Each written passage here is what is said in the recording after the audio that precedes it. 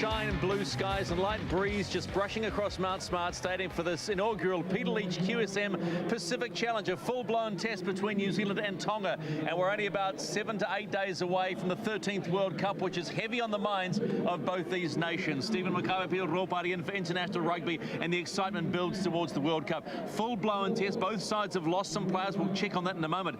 But, gee, it's all on today. Well, it's all on because you look at a Tongan side that there's enough individual personnel in that football side to trouble any football team in the game of rugby league. So if you come in just a little off your game, there's enough in there that beware.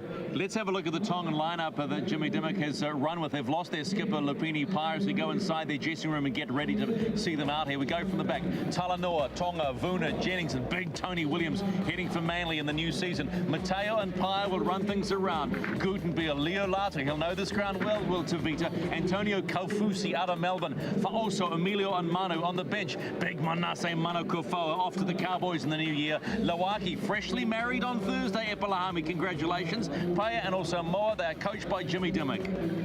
Well, Jim Dimmock, a couple of changes to the team maybe that we were expecting. Your captain, he's a scratching today, but more precautionary, they tell me. Yeah, he's had a recurring shoulder problem, so just more precaution than anything. We prefer to have him right for the World Cup, so he misses out and Owen Gutenberg becomes the captain, so it's a big privilege for him to captain Tonga.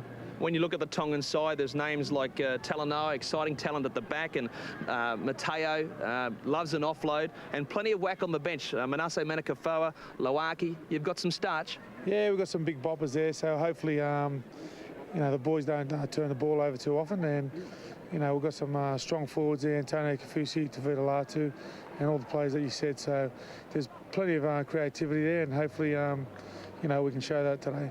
Good luck. Thank you, we'll need it. And the key to it, as outlined by Coach Jimmy Dimmock, is about controlling the football. If they can control the football, there's the size in front of them. The likes of Owen Gutenberg likes to play tight in around the middle of the ruck there. And then you've got the Manukafau, Kaufusi as well. So if they control the football, plenty to play off the back of it. None more so than Feleti Mateo in the number 6 shirt. This is a guy perhaps not your traditional 5'8", loves to play in the line. When he gets involved, takes it to them. He has the physical presence, the stature to be able to stand and offload, and it's his offloading game. That's where the surprises come when you least expect it. Beautiful offload. Look, I'm beginning to wonder whether the size and the shape of Feleti Mateo is the new prototype 5'8", the old sort of former back row, second row, and now that they've got the skills to take it in the middle, it'd be a lot tougher in that position. Well, the irony, I guess, when you look at Feleti Mateo, is that he's playing under the current coach Jimmy Dimmock, who is perhaps one of the best back rowing, ball-playing back rowers in the game of rugby league as well. So it's nothing new. It's perhaps a little bit of a return to the way it used to be. Someone who could play equally as good at 5'8", but also very good at loose forward. All right, let's take a look at the Kiwis. Have quite a solemn atmosphere. They have lost some players coming into this match, in particular Manu Vatuva and also Lance Hawaii and their skipper Nathan Kalis. So Jeremy Smith will skipper for the first time in the 13 shirt. Parrott, Inu, Mate, Ropati, Nightingale, Marshall and Lulua will run them around. Blair, Feenan, Rapira, Mannering, Saren Smith. On the bench, it's Luke, Eastwood, Manu and Fa'alongo, and of course they are coached by Stephen Kearney. Stephen, some people are calling this a friendly, but you're expecting anything but that. Yeah, certainly. We look at the Tongan side, and there's some real quality there, and it's a great opportunity for us to have a real solid hit out for next week. Speaking of next week, some people might be a bit anxious because Vatuve, Hohai and Nathan Kalis all sidelined today. Do we read too much into that? Yeah, it was they just pulled up with a couple of niggles from last week and later on this week at training. So again, they're important parts of our team, and certainly didn't want to risk it. All right, and just finally, these sort of games have caused problems before with injuries, so that's always a concern, but today a necessary evil to play the game? Oh, most definitely. Again, every game you play, there's the risk of injury, so we think it's an important part of our preparation, and we're looking forward to it. Good luck. Thank you. Thanks very much. And 3 big losses for the Kiwis. When you look at Manu Vatave, Lance Ohio, they've been involved at the back end of a season. They're in good form, and you just got to go back 7 days ago. Their performance up against the New Zealand Māori side, Lance Ohio, outstanding. So they lose a lot. In their place come a couple of players who perhaps need some time. A lot of football required to be able to get themselves up to the pace.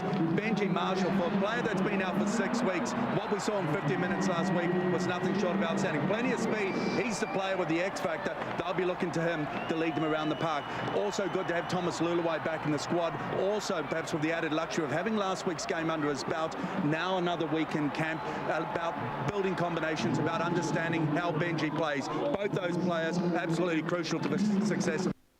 You made mention in prime time on May Thursday, Peter, about how the fact that Benji Marshall is like 1.5 metres ahead of everybody else. Will he have to temper that in a game like today? Because this one will be played, as you might say, island styles. Well, I think island style will have its place, but it's about coming on the back of control. Not only for New Zealand, but also for Tonga. They both recognise the importance of getting some shape to their game. Owen Goodbill will be that for the Tongan side. Without Kalis, Blair, they need to find it good that Sammy Rapira's in good form. They're the guys you've got to look to find your shape to control the tempo of the game. It is all on here at Mount Smart Stadium, a full-blown international, only the third ever meeting between these two sides. The Tongan team led by Jimmy Dimmock out on the field, awaiting a welcome by Her Royal Highness Princess Salotipilo Levo Tuita, and then the Kiwis will come out and meet Her Royal Highness as well, and then it will be a game on as we take it upstairs with DJ and Costa. Afternoon, lads. Good afternoon, Stephen, Peter, and welcome to Mount Smart Stadium, everybody. Just 7 sleeps to go before the start of the Rugby League World Cup, our first World Cup in 8 years. Back at the home of the Warriors for this warm-up clash between the Kiwis and Tonga. The ground bathes in sunshine, as we've already seen, and the Pertek Kiwis. We await their arrival here. Plenty of red and white, though, Daryl Halligan. The Tongans not lacking in support for this one here in the City of the Sails this afternoon. No, and as the Tongan side warm up, for sure, there is plenty of support for them in the grandstand. For the Kiwi side, I like the look of it. Sia Soliola and David Kidwell not required for this match. Steve Kearney mentioning he's picked his best side. So that gives you some insight to the depth that Steve Kearney has available. 2 players who have been at the forefront of rugby league over the last 3 or 4 years. Jeremy Smith, a new Kiwi captain on a big day. Yes, some late changes that we weren't aware of until the last hour. And there he is, St George Illawarra bound. Jeremy Smith, part of the Melbourne Storm side that featured in that 40-0 flogging in the grand final. A man who was in the thick of it, Stephen Kearney, right beside Craig Bellamy, on what was a day the Storm and their supporters would rather forget. The Kiwis out onto Mount Smart for their final hit out before taking on the old enemy, the Australians, in Sydney town tomorrow week. First game of the tournament, the World Cup, Saturday night, next Saturday in Townsville, where Papua New Guinea will take on England. But of course, all eyes looking ahead to that game between the Kangaroos and the Kiwis at the SFS next Sunday night. As the 2 teams line up now for the formalities before kick-off, in the presence of Her Royal Highness Princess Saloti Pilolivu Tuita. Well done, Costo. Yes, the Princess, not a regular visitor to North Queensland, I might add, so thank you, Chook, for that. There is Her Royal Highness. Pitch side this afternoon. And Princess now being introduced to the Tongan players. And one of the things that the World Cup of Rugby League will bring to your screens over the next month will be the colour of these Polynesian teams and their little disciplines about how they go about it. We'll be all better off for it, introduced to their princess.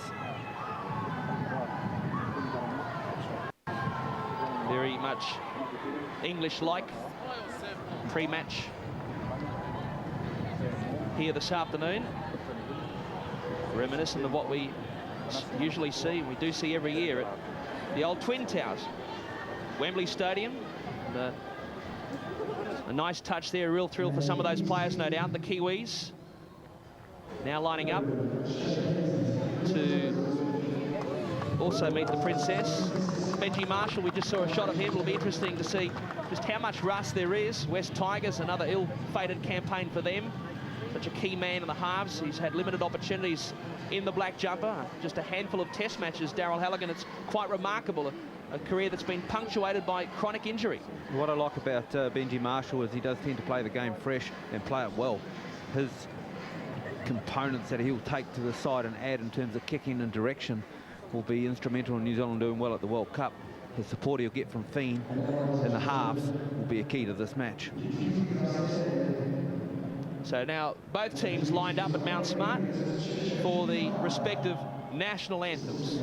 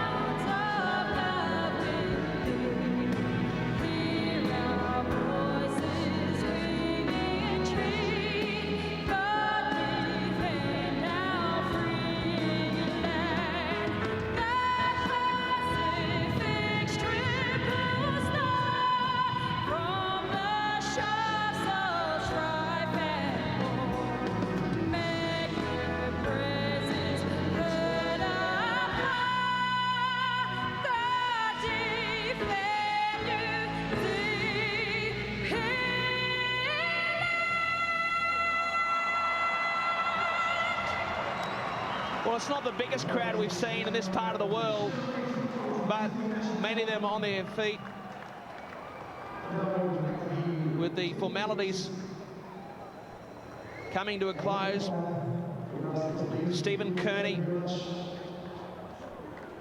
will have the Kiwis revved up for this, no doubt about that. And the Red Army of the Pacific certainly with the lion's share of support for this one. Two teams battling it out for the inaugural Peter Leach QSM Pacific Challenge. As the two teams line up to get set for the pre-match haka from the Pertek Kiwis.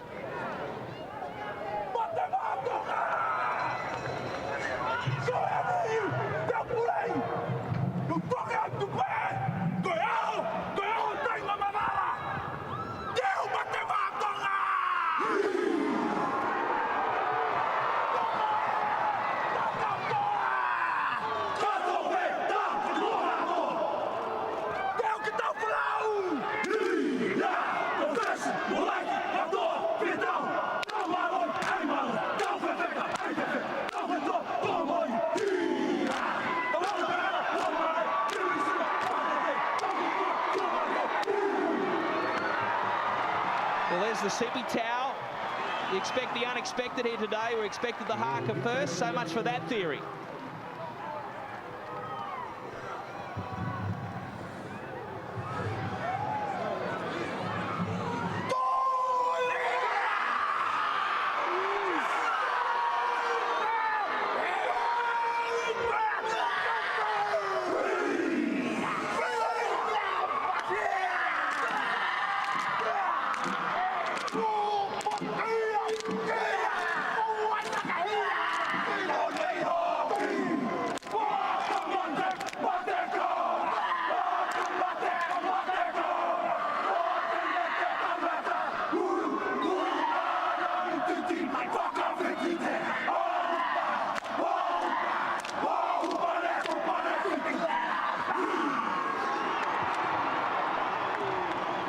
Well, there you have it.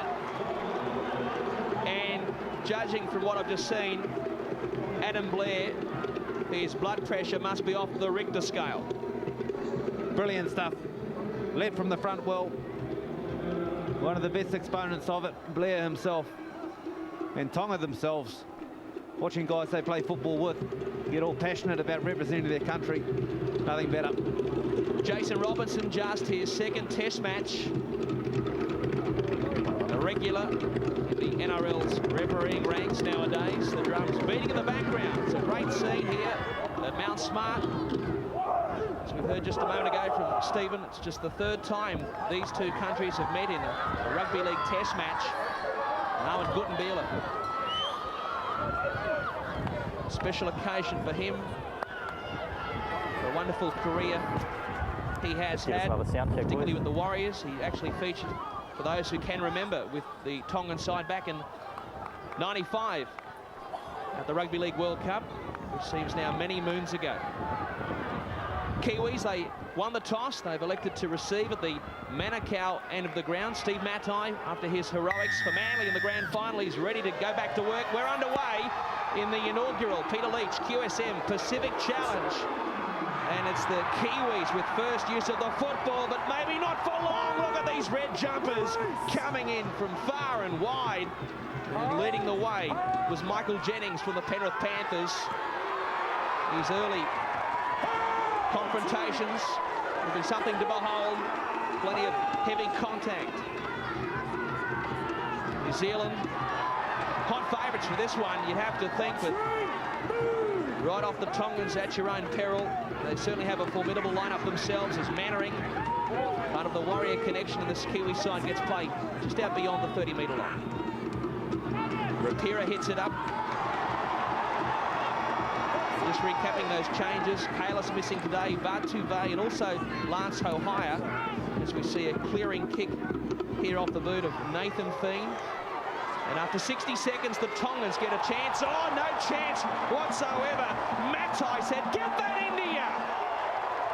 Big shot it was. That brings the fans to life. The Kiwi fans, that is. You'd expect most of the big hits basically to be coming from Tonga in this first part to get their crowd all revved up.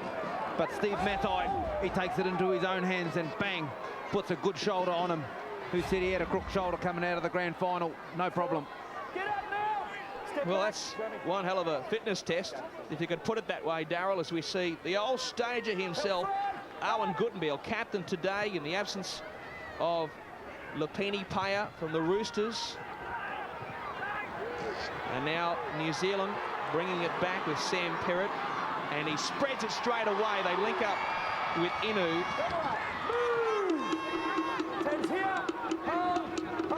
Matai, the sortie out of dummy half, making some metres, and he's trapped 3 metres short of the halfway line as we go sideline. Peter O'Putty, this should be a good contest between the Kiwis and Tonga.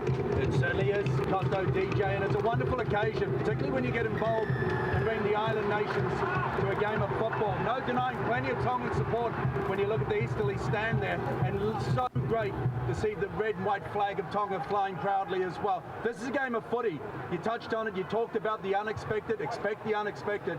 Well, keep an eye on Tonga because they're going to throw plenty of this. So far, the Kiwis have shown having that week under their belt, they're better for it. Wouldn't you like to get a touch in the first set of 6 in this match, Peter? Like a head up down there? Well, I think I'd prefer to watch it, but there's plenty to come. There's also quite a strong Wesley at the back of the Kiwis at the moment as well. Many would say old school, worth 10 points. What we do know is that the Kiwis are only 12 metres away and scampering away from the red jumpers. Nathan Feeney's first game for the Kiwis since the infamous Granny Gate scandal from a couple of years ago, and now Jeremy Smith, the captain, makeshift captain, 2 metres short. Battle stations now for Tonga. A big switch, Babs, coming up from Marshall, dancing with the defence, goes backwards, got rid of one, got rid of the ball. How did he do that? A bouncing ball. And now on the far side of the ground, the Kiwis go to ground, possession in hand. Inu will get up and play it back. 2 more tackles left for New Zealand. Here's Blair, goes across, bumping run, great ball from Smith. Is there a try? No, just shut down as Feen right under the horns. Northern end of the ground. 1 more tackle to play with. They're lined out nice and deep. They go to Marshall. There's the kick, threading the needle. Kiwis have got it back. It's still the last. Now a second kick. Marshall, cross field, up they go. Oh my goodness. Tonga, they're off the hook and only just. Off the hook. The football from New Zealand, well, how they didn't make a mistake and cough it up. It was brilliant. Offloads everywhere, Smith in amongst a lot of it. Benji Marshall running across field. This is exactly what they want to do. They want to move the ball around on the Tongans early in the match, take a little bit of fatigue out of them, and get the ascendancy. Plenty of tackling pressure I should say, and plenty of tackling practice early on the Tongans in the opening 4 minutes. As we see Lauaki, the newlywed Lauaki, warm up on the sideline. Kiwis, a right shoulder problem, I think, but Tonga away. Tony Williams. In fact, it was Jennings. So Kiwis gets a spell. Has played in the green and gold for the Kangaroos. A couple of years ago, that was.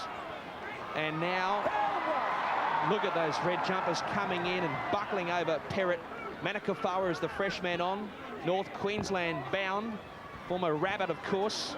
Adding plenty of starch to Jim Dimmock and the Tongan bench. 5 gone, no score at Mount Smart. And this is Nightingale from the St George Illawarra Dragons.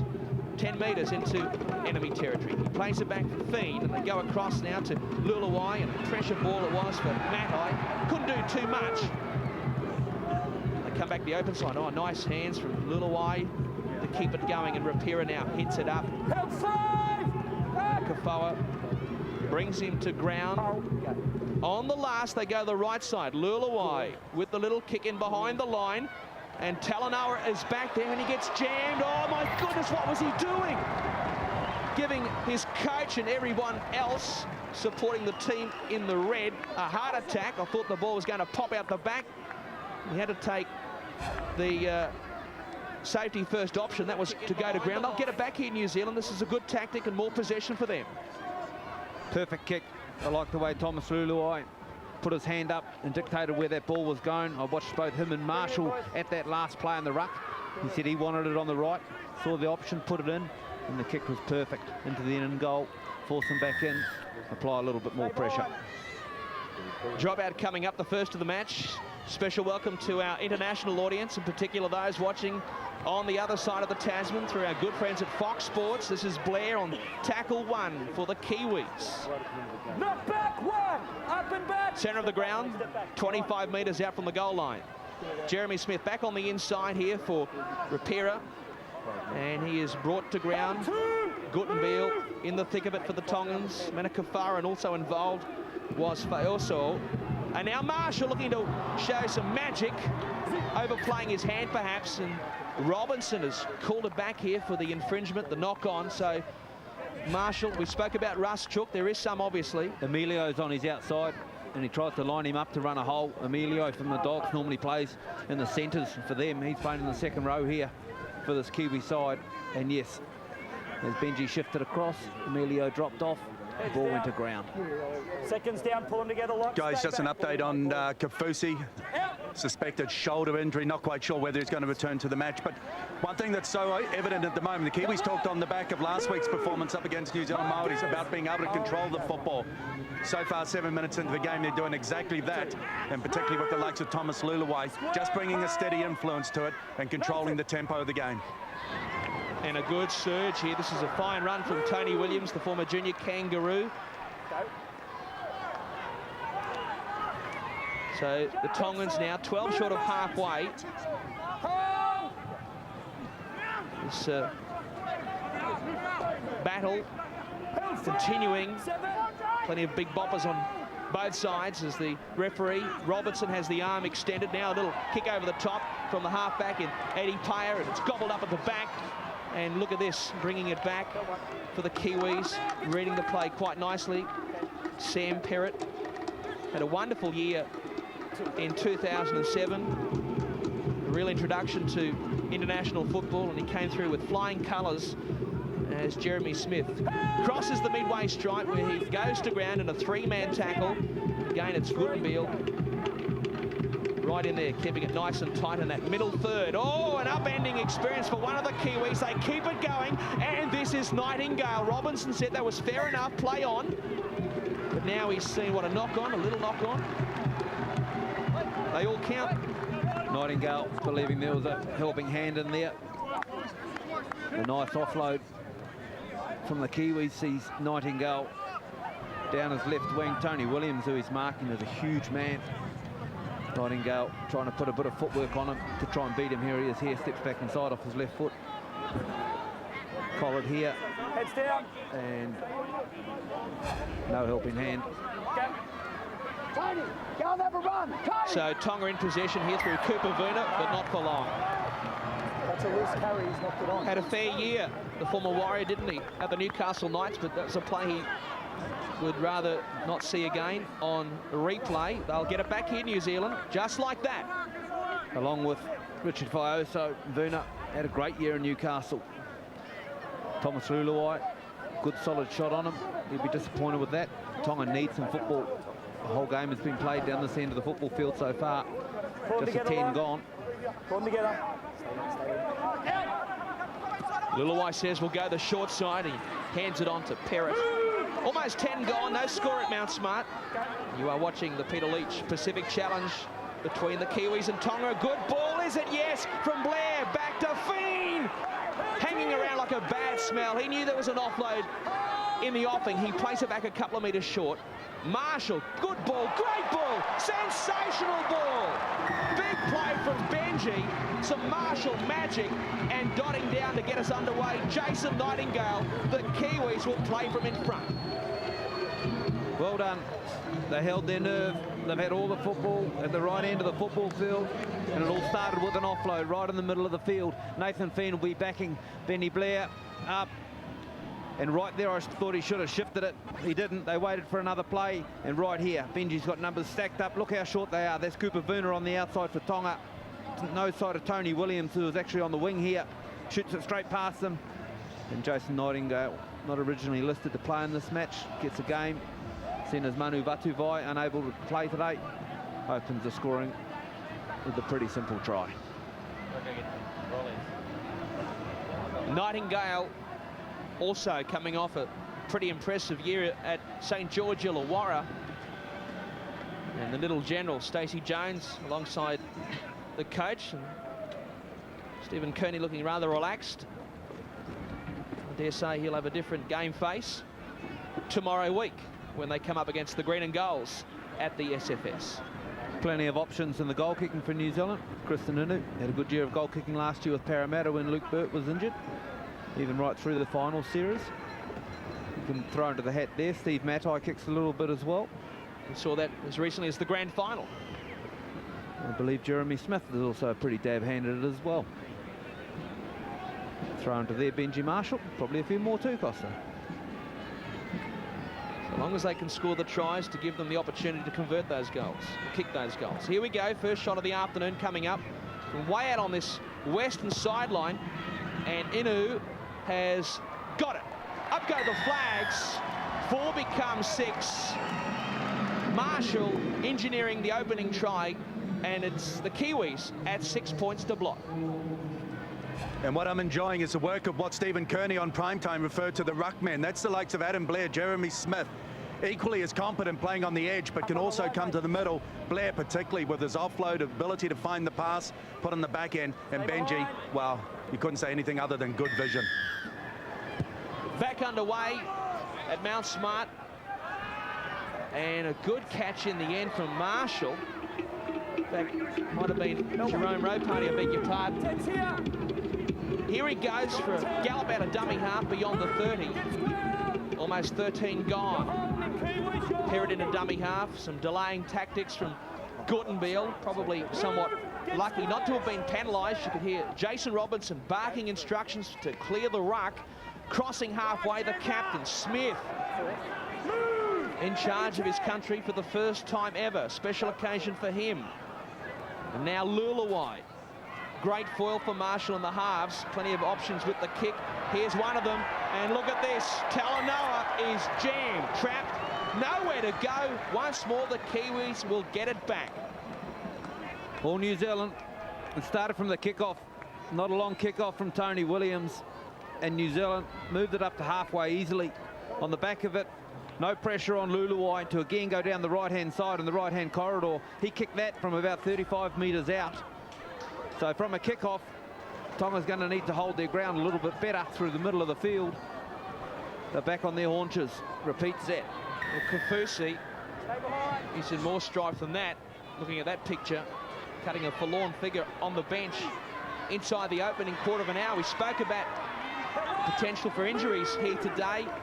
Cast your mind back to Stacey Jones in '99 playing for the Kiwis against Tonga, suffering that broken arm. We'll be seeing history repeat itself here today. I'm sure Peter will keep us updated as we watch the action. And Marshall back on the inside. Here comes the second try of the afternoon, and it's all too easy. Setamata Saar says thank you very much, and the Kiwis, just like that, hit double figures. 10-0 with a kick to come. Problems already for Tonga. They held their width and they held their line. Watch Marshall as he comes across. Depth of hand. Everyone thought he hadn't a throw in it. And Saar, well, second rower, centre, played in the centres in the Centenary Test or the Anzac Test earlier this year. Now he's in the back row of this Kiwi side. And once he gets over the line, he's got a bit of fancy footwork to do as well before he wraps it round under the post. Good structure. First he goes wide, Marshall with the long one. Then he drops someone off on the inside. This time it was Saar getting through all their rehearsed plays. Canterbury product, as we've just seen. Born in Samoa. And a hit in first grade in 2007 with the Sydney Roosters. And Inu now with a shot that's much easier than that first up assignment. Should be able to knock this one over to give the Kiwis a buffer of 2 converted tries. On its way, he's nailed it. Once more, flags are raised. And looking ominous already for Tonga at 12 points to 0. Well, ominous, particularly as the Kiwis continue to control the football. A lot is spoken throughout the week about their ability to really control this part of the game. And when you get up the other end with so much possession, playing at the right end, Jeremy Smith's doing a wonderful job. And unfortunately for Emilio, just breaking his shape on his defensive line, going for Benji. Yet another restart for the Tongans. Yet more ammunition for the Kiwis. They really need to muscle up now, Tonga. The missed tackles are mounting. As we see Jerome Ropati hit it up. And Rapira, oh my dear, look at this. This picture suggests he is not sure where he is. As we see Jeremy Smith take them on and still going. Look at him. And Rapira giving some words of encouragement from the Kiwi trainer. He's getting his faculties back in order, if you like. As Marshall looks to press the go button once more. He's been the architect of the opening 2 tries. Smith handing it on to Blair. There's the one-hander out the back door. The Melbourne Storm connection. Oh, there was an intercept in the offing there. And luckily for the Kiwis, they'll get it back. Defends very well on the left-hand side is Michael Jennings. He'll push up on the outside, but Sammy Rapira, well, he's copped a knock that he might remember or not remember for some time. Oh, well, there you are, face to face. And here, Luluai shoots it round, trying to get the ball to Matai out wide, but Jennings had pushed up well. But the Tongans knew they needed to come up with something big there and had to come up in a big defensive play as well. Playing with no football, playing at the wrong end of the park, they need to find something special to give them an opportunity to play in this game.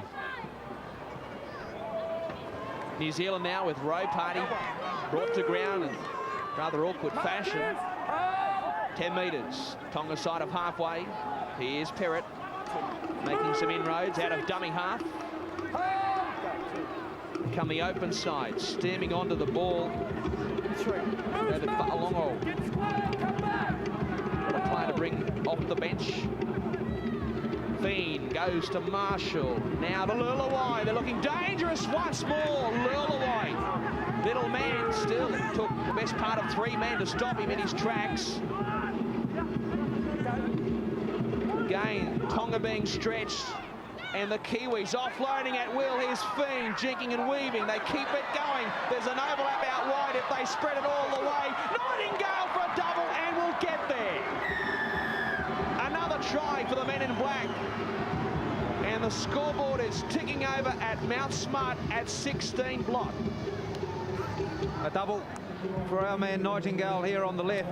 But the work in the middle of the field and the offloads from the Kiwis is absolutely killing this Tongan side. Smith is right in the thick of it. What that does is drag everyone in. Once they've dragged them in, they need to shift it quickly. I thought they held the ball Saar just a little too long. Would have cost them a little bit of time, but they had the numbers to get it there anyway. So if you create some offloads in the middle of the field and drag the defence in, shift it wide, you'll have the numbers. Tony Williams gives Nightingale a bit of a smack across the chops as he steps inside him, just to let him know it wasn't all that easy, but he gets a double.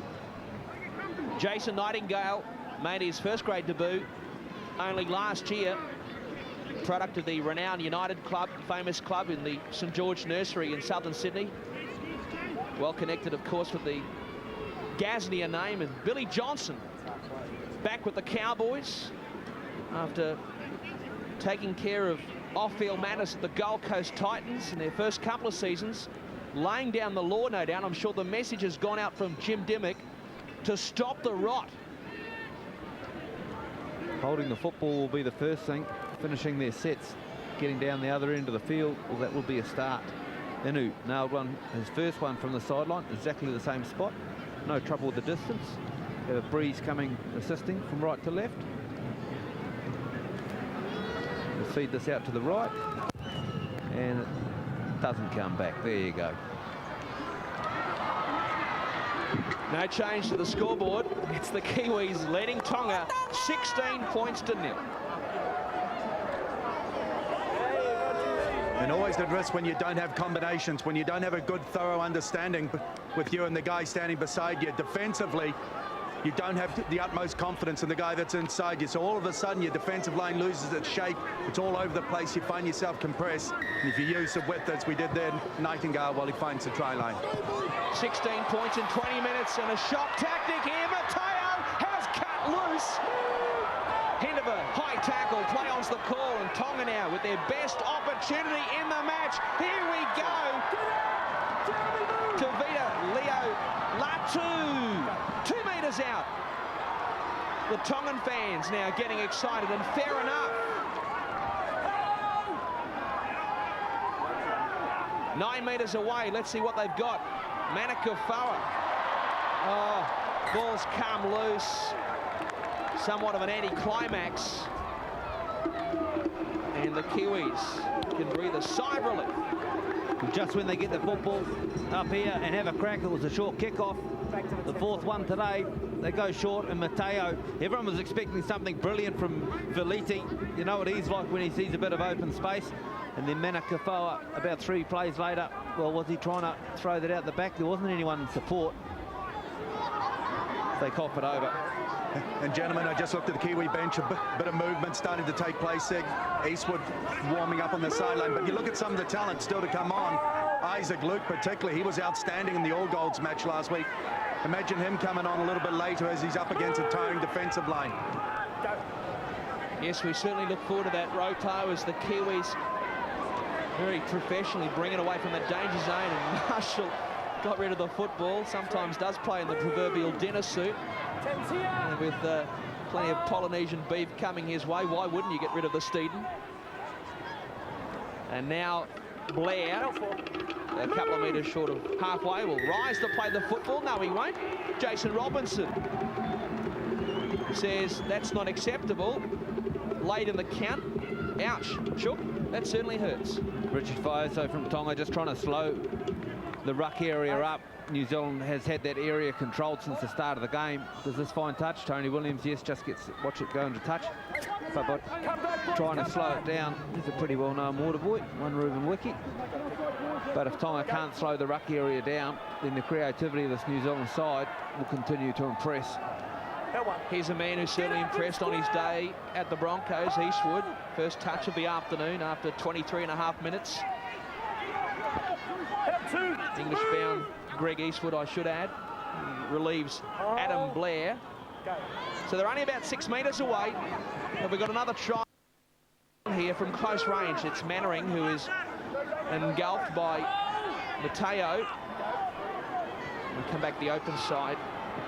Eastwood keeping it alive. It ends up in the hands of Smith. One pass more was required. Play on's the call. No. Come back here. No try to Eastwood. Robinson has spotted the knock-on. We will have a scrum. This mistake's been coming. Smith, the Kiwi captain today, with his carry. You watch him just carrying the ball in one hand here. There's many offloads here. Carries it in the right hand. There it is. Out to play. Across comes Fioso. Knocks it down. He's had 3 or 4 offloads already today on this occasion in the contact zone. Eastwood was there. There probably could have been a case there for checking that upstairs.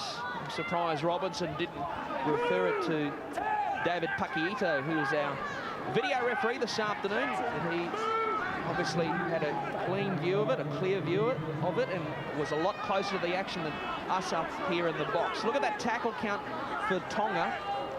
Well, they're going to need an abacus to keep count, and the possession count makes for ugly reading as well.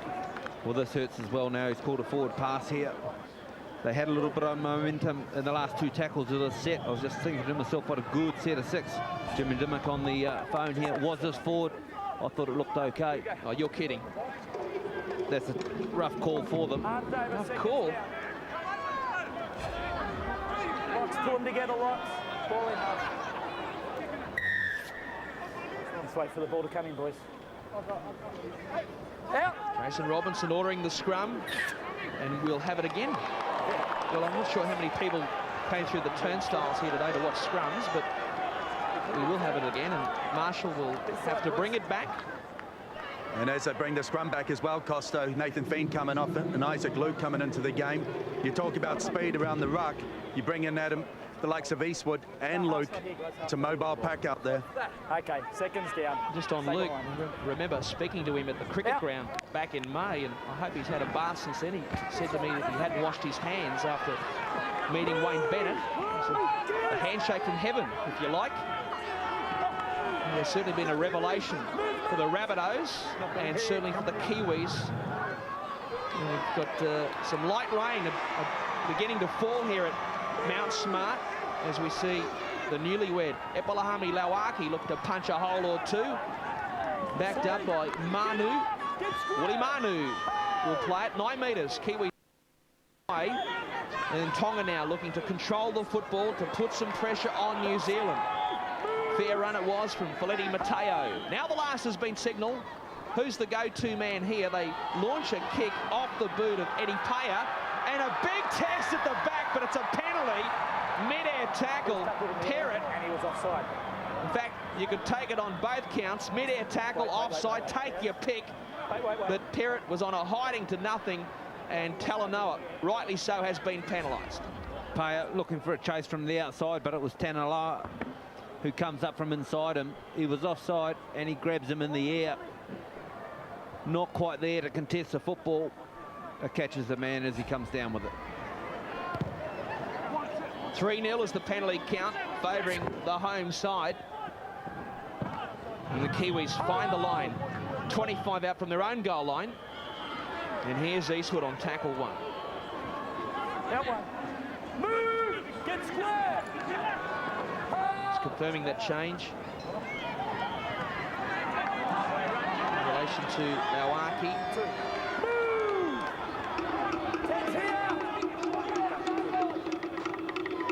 Smith, first receiver, just handing it on to Fa'alongo. They come back to the left side. Luluwai jigging and weaving, going straight up Main Street. And luckily for Tonga, Tavita Leo Latu was there to make the tackle. Here's Luke. Pocket battleship from Redfern. 12 before the break. The Kiwis probing for try number 4. Crossfield kick. And it's bounced into the hands of Marshall. Oh, here we go. Another try for the Kiwis. And Ropati gets it across the line, although the referee isn't too convinced. But so far, so good for Stephen Kearney and the Kiwis. After a bust up the middle, the ball for our half, and Thomas Luluai tests his short kicking game. I don't know if this kick was meant to go right across to the far side. He kicks it pretty much into the channel, about 15 metres in from the left-hand touch. It's not all that high, and up they go. Who's got the first hand to it? Well, you'd have to say Emilio, or Cooper Vuna, should I say, has got his hand to it first, and then Benji Marshall. I thought he should have passed that. Tony Williams could have gobbled him up. Certainly a Tonga hand there. Benji picks it up clean. Knows the try line's just there. Doesn't mind a show and go. Costo does our Benji. He loves it. And I think this is fairly conclusive that it's come off the hands of Cooper Vuna. Marshall controlling the ball. And of course the video referee, for those new to our game, cannot rule on forward passes. Not that there was any suggestion on that occasion. So it all looks good for the Kiwis. David Pakiito has the call here at Mount Smart. Video referee, former test referee, and he likes what he sees. We've got a green light. And another 4 points to the man who's wearing jersey number 4 in the black. It's the Kiwis coasting at 20 points to their weight of possession. 70% the Kiwis have had, just a 30% for Tonga. They get their end of their kicking game right. Up it goes. They contest it. Saar did all the work. Benji nearly blew it. And Rope Party, well, he doesn't get too many easier from 1 metre out. But nice to get to the end of the set of 6 and let the guys have a contest on the back of it.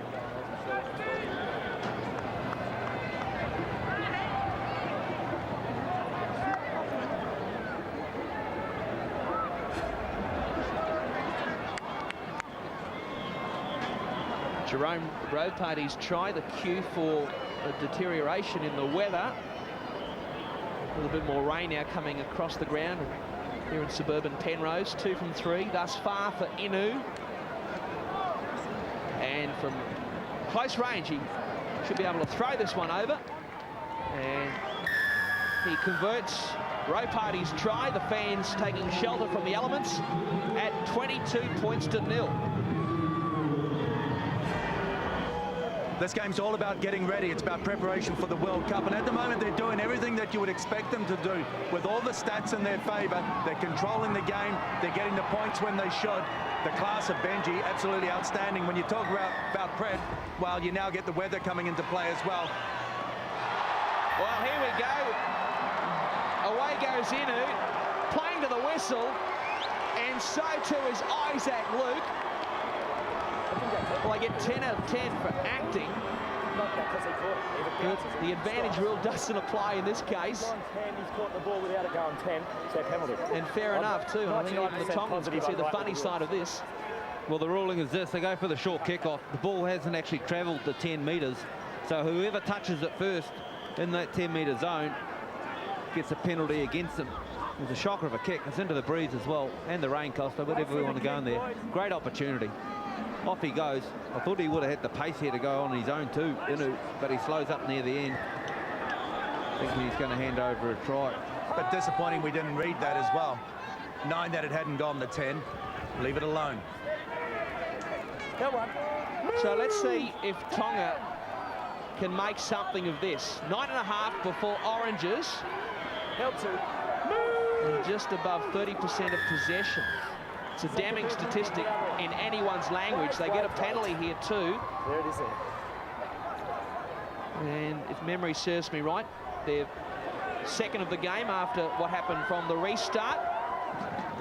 So here they are, 9 metres away, a chance to pitch the tent to get their scoring underway perhaps.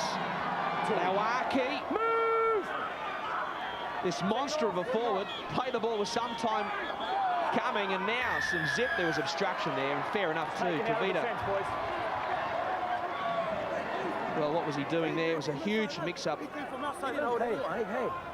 Your guys run through and taking out defenders. I don't care about the obstruction. Eddie Payer arguing the point, but I can tell you what, the referee won't be doing anything except laughing privately, if not publicly, and it was pretty clear cut on the replay.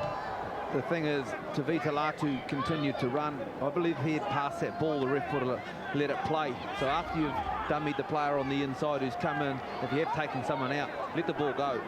I tend to think that player shifted itself far enough away from the ruck not to be a problem. Could have been play on. 4 tries to 0. This is Eastwood. 4 Tongans required to put him on the deck. DJ, I also get the sense down here that Tonga needs to find someone to take control of this game. Even on that occasion, Tavita Latu coming out, Fletty Mateo has to demand the ball, control the ball.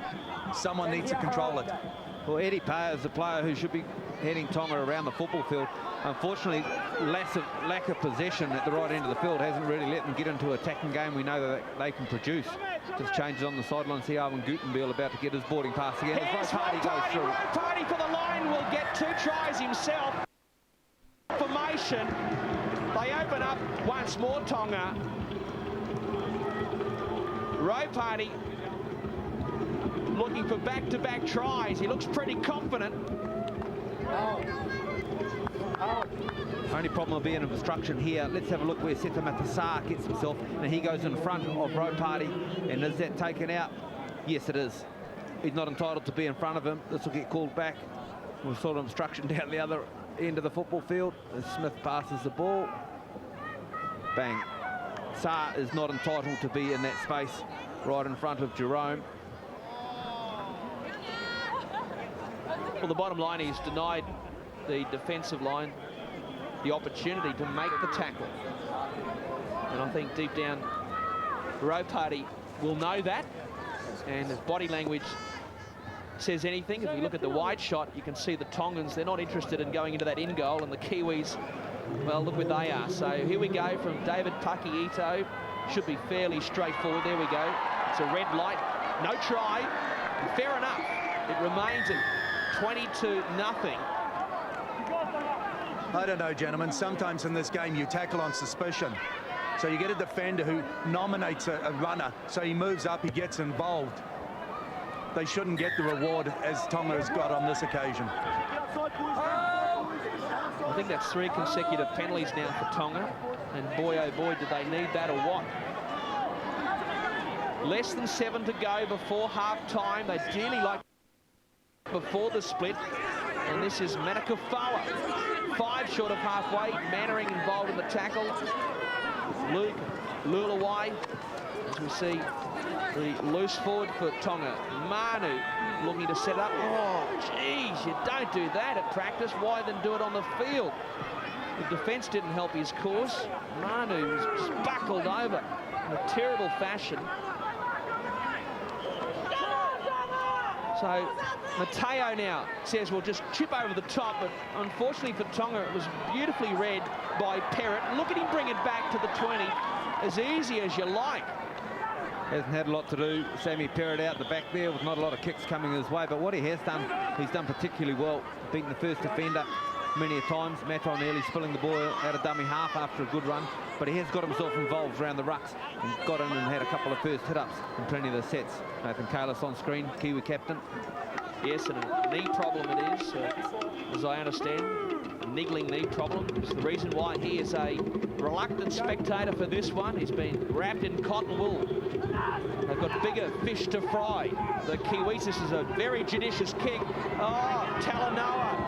Again, nowhere to go. It was pinpoint. So a repeat set once more coming up for the men in black.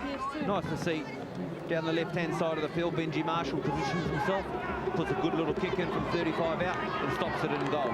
Third time Talanoa today has been trapped in goal. 2 other times on the right-hand side of the field, courtesy of another kick from our halfback, but Benji getting his kicking game or short kicking game into gear. And just for the benefit of our NRL focused audience, we have international rules applying here today. That means you've got 12 interchanges from a coaching point of view. 4 and 12 as opposed to 4 and 10, so hence the movement at the station. The restart, I think, is just gone the 10, and now they've made a meal of it. No, knockback's the call, and luckily for Tonga, they've got the pill. 3 metres out from their own goal line, but only just. Well, when have you seen a short restart under the post to regain the ball without being down or 5 minutes in, and they've coughed it? Oh, they're imploding here. There's the interchange count. Half a dozen for Tonga already. They must be surely running low on petrol, approaching half-time. Less than 4 to go before the break. Eastwood was fixed up. They need to hold firm here, Tonga. And Guttenbeil, of all people, will realise that. Marshall, cut-out pass for Ropati. Denied a moment ago, his second. This time he's shut down, and only just making the tackle was Boona. On their own goal line, Tonga. Marshall back to Smith, storming towards the goal line, where he is repelled. Now we've got a penalty. He's gone over the top, pulled his head back, get him down. Hawaki's the man who's been pinged there, just searching too high. Putting to Robinson. He's still kind of take the head, mate. Attacking the head is the call. That's the clarification there that Guttenbeil was seeking, probably looking to just to get a few more bits of air into those lungs. The gauge must be on E, surely for Tonga. This is Smith.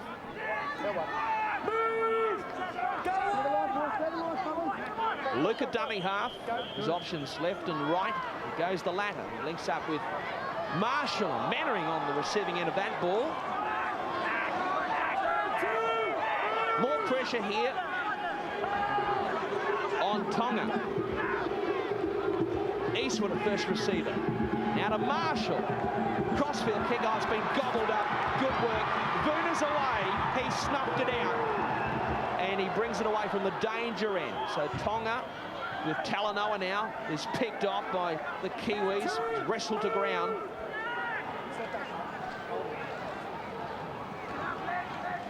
Some of their outside men now will surely have to come in to help out these tiring Tongan forwards. Give a rep to the Tongan defence there. Benji brought it back across to the left-hand side, and this edge pushed up well. Latu, a dummy half. Tony Williams comes in to get some running into his legs. You talk about recognising the defensive efforts. Have a look at the captain for the Kiwis, Jeremy Smith. His impact is absolutely spot on. It's outstanding. Plenty of effort in there. He's having a wonderful game. You talk about captain's knock. Stunning. There he is. Just on cue, he's not looking the best, Peter, but anyway, it's a fair rap. Let's not forget he just got married as well, so maybe that's the after effects. Won't be going there. Thank you, Rapo, as we see the Kiwis with Matai. Oh, he's flicked it out on the right side. He links up with Inu. Plenty of whack, plenty of creativity. He's a wonderful player, Matai, and certainly played a huge role in that record-breaking win by the Manly Sea Eagles in the grand final. Fa'alongo goes to ground inside the final 60 seconds of the opening stanza. Luke hands it on to Luluwine. It chips over the top into no man's land, but it's a kind bounce, a real good bounce, in fact, for the Tongan winger back there in Tonga. And half-time for the visitors can't come soon enough. They've done pretty well, in fact, to restrict the Kiwis to 22-0, given the amount of ammo that the men in black have enjoyed in the first half. Awaki says we'll try our luck on the blind side. He links up with Vuna before he centralises play. And now zipping away out of dummy half, the hooker, Tavita Leo Latu, and they get some second phase going. Mickey Taya, brother Lapini, missing this one because of injury. Talanoa's got the ball. The siren has sounded in the background, and that should see us out. Well, just like that, Talanoa thought he was Inspector Gadget, getting the arms extended a couple of times. Referee Robinson says, let's head to the sheds, boys. And at half-time, in the first ever Peter Leach QSM Pacific Challenge, this World Cup warm-up game, it's the Kiwis doing it nicely against Tonga at 22 points to 0. Stick with us. First half highlights and more on the other side of this. Time at Mount Smart Stadium in this Peter Leach QSM Pacific Challenge trophy game between the Kiwis and Tonga, and it's the Kiwis leading 22-0. A stirring start to this match with the two challenges laid down and then everybody into it, Pete, and it really did sort of set the momentum up. And some brutal defence early from Steve Maddai, testing that shoulder out, and then away come the Kiwis on the back of that first great pass from Benji Marshall. But right from the outset, what you've got is a Kiwi side that has done perhaps what they've focused on throughout the week, and that's about controlling the game. Plenty of possession coming their way, and they've certainly treasured everything. Like the work rate that's going on at their captain this afternoon, debutant in terms of captaincy role, Jeremy Smith. I think he's been outstanding, operating at both ends, certainly playing in the middle as a ruck band. Adam Blair being able to poke his nose through, plenty of offloads, and just testing the honesty of the Tongan defensive line. And at times they're in all sorts of bother. Their shapes, total disarray. They've been committed to go inside, then all of a sudden the likes of Benji, they just get smart and they play the ball. They have plenty of vision. And look, the one good thing that has come out of this first half, which is what they wanted to work on, as Stephen Kearney told us on prime time, their completion rate is up around 73%. Again, as the All Golds last week, it was running at around 63%, something not enough, but the amount of tackles being done by the Tongans is certainly going to hurt them at the back end. Well, and those tackles are on the back of a game which is about offloads. You look at the Kiwis there, 11-4. You know, Jeremy Smith particularly is a guy that's been able to throw plenty at them, keeping it alive, pushing it out the back. Well, I feel like we've just got a couple of minders in here as we look inside the Kiwis dressing room and then go inside the Tongan dressing room. A little bit quiet now because they know they've got a lot of work to do. Today, a special day for the Tongan community, of course, with your Uncle George, man, the late Uncle George. Dwayne, nice to see him beside me, of course, the returning Clinton Torpy. Mate, you could have dressed up for us at least. Yeah, sorry, mate. Yeah, just a bit casual. So. Hey, nice to have you back in the country. What's going on? No more at Leeds, so what's the plan? I'm just leaving it to my manager, Peter Brown. He's drinking beer right now. Yeah, he's looking after Lion Red, but really thinking of going over to the other code and trying rugby, giving it a punt. Really?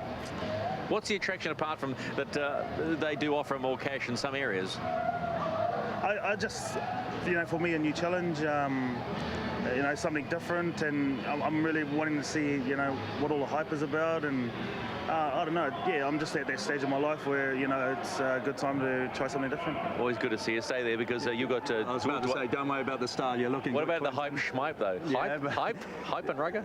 Dwayne, a lot was made pre-match about the Tongan performance back in '95. It's a far cry from that this afternoon. Well, that was 13 years ago, and a lot has passed under the bridge between then.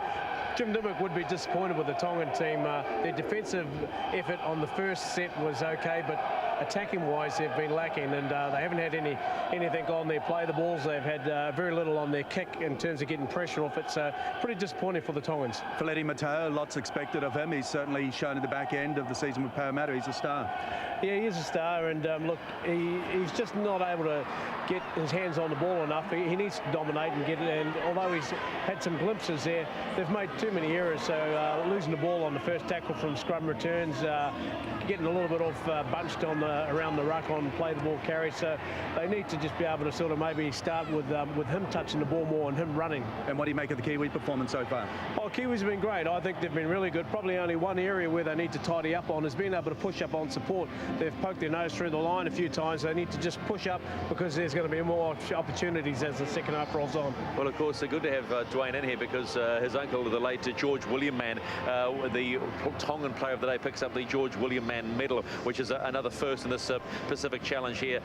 So suddenly you've got the... OK, now we can see your face. You look at the Kiwis, and what do you make of them? I know you might have loved to have been out there. You've done that before, but the Kiwis and the halves, what's impressed you? Oh, I'm liking the fact that they're playing tough, and you know, a lot of the young guys are stepping up, and they're looking pretty dominant out there. And I think they can, you know, from last week's game, you know, they can carry that on and really put Tongans away the second half. But I'm hoping that Tonga can come back and really stand up. You know, this is their first hit out, and I just hope for their sake that you know they can go with some confidence. I know you're reasonably fresh, sorry, Clinton, out of Super League, because a lot of people are thinking that maybe England could be the fly in the ointment of Australia and New Zealand if they are the two favourites, 1 and 2. From what you see in the English rugby league right now, are they going to be a real contender? Oh yeah, I think so, and I hope so. You know, just for Super League's sake, you know, up there they tend to play a bit more entertaining footy, and I'm hoping that, you know, with the squad that they got, that they can, you know, present that in the World Cup. All right, Clinton, thanks for your time. Always good to see you, mate. Family good? Definitely, yeah. Hello to my wife and that in Whakatane. So. He's still got it all down as we remind you of Prime Time Special coming up. Looking forward to every squad and all the business of the Rugby League World Cup, which starts exclusively on October the 25th. Yes, Australia versus New Zealand will also bring you France and Scotland in that early match too, so it's going to be a big old night. It starts the big one live on Sky Sport 1 at 9:30 live from the Sydney Football Stadium. Dwayne, a lot's been made of the World Cup. You saw the All Golds perform last week, a lot involved here this afternoon. Travelling in the right direction? Yes, they are. I think the Kiwis have picked a very strong squad, and not just the 17, but balance off the bench and from those blokes not playing today. They'll be very good for these two games going into the World Cup. When you look at England, you heard Clinton talk about them. Do you see them as a real threat? I do, but unfortunately for England, playing Papua New Guinea in the first game up in Townsville, that will be a killer, and they won't come through that game unscathed. All right, yeah, that will. Papua New Guinea and Townsville, and they like to play in a lot of heat. Nice warm afternoon, bit of rain has been across the ground, but the Tongan community out in force, but they trailed 22-0. More on the other side, live.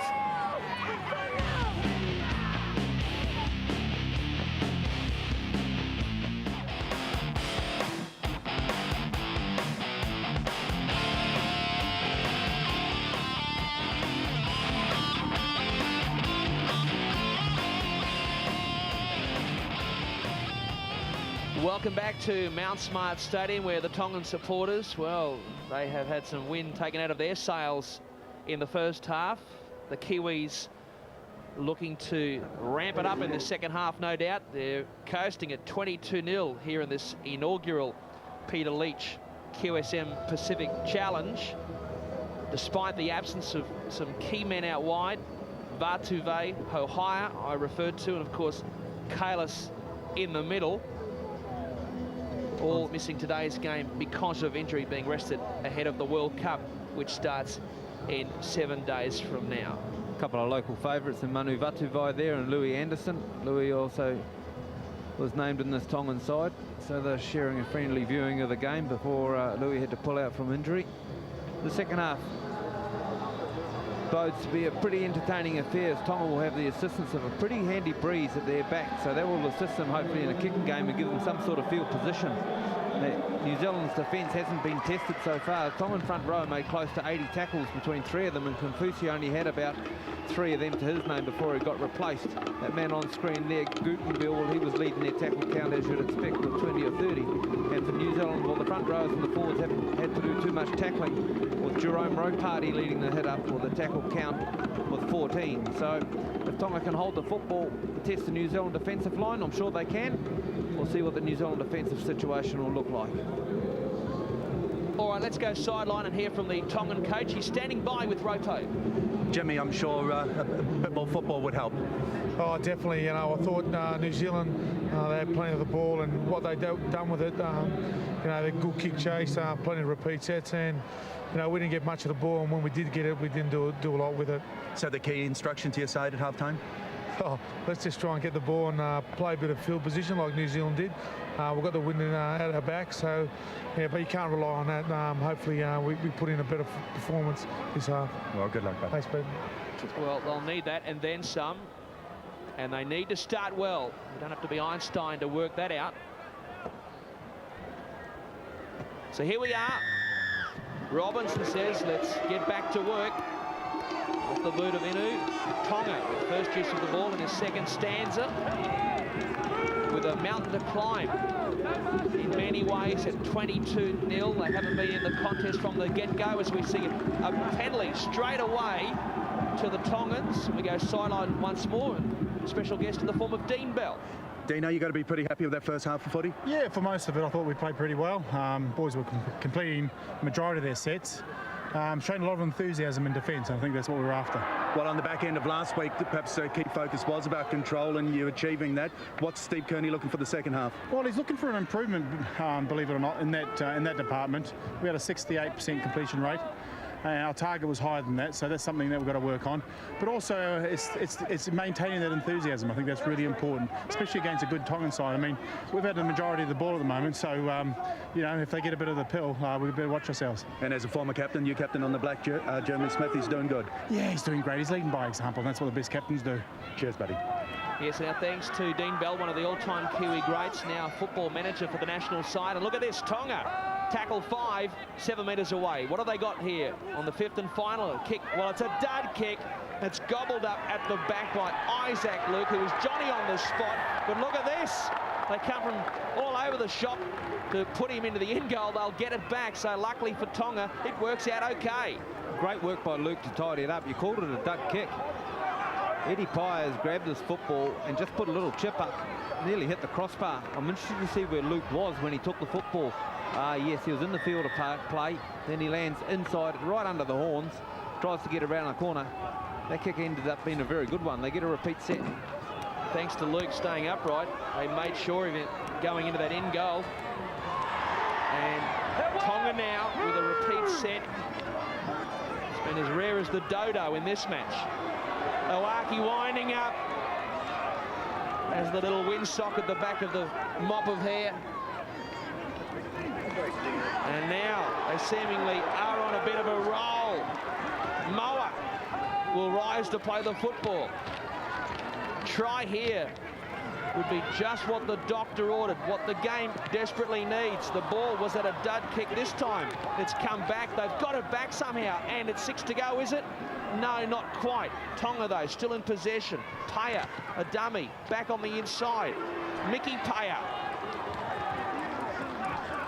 Now the last. Eddie Paya. They keep it going. Mateo looking to set it up. Jennings, there's the ball. There was the money ball, but it goes to ground. Stacks on the mill, and 6 to go. Don't go anywhere. The Kiwis here under the pump for the first time in this match.